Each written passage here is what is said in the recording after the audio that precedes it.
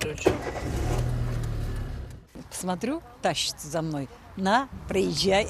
Лихачей пропускает, сама старается скорость не превышать. Мария Зеленкина получила права в 78 лет. Теперь она один из самых пожилых на дороге, но по ней так и не скажешь. Дачу продала, деньги были.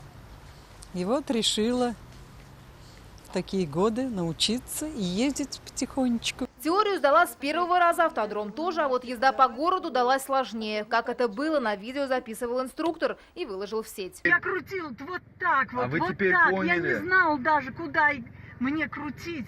Так пенсионерка прославилась на всю страну. Ее пригласили на шоу к Андрею Малахову. Почему вы решили пойти получать водительские права?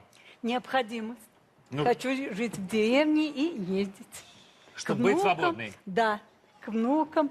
Ну что, скажите, может желание нашей героини исполниться? Ученик самый способный, таких еще не было за все время, сколько я работаю. У Марии 2 детей, 4 внуков и 2 правнуков. Ее заветная мечта – уехать к родным и купить там домик в деревне. Хочу уж скорее научиться, и далеко ехать в Набережные Челны, в Тульскую область.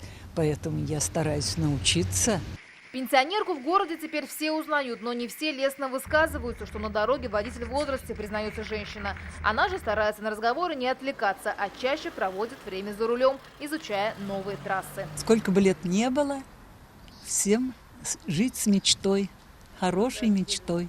Анна Городнова, Татьяна Коварина, Сергей Грузунов, ТНВ, Зеленодольск.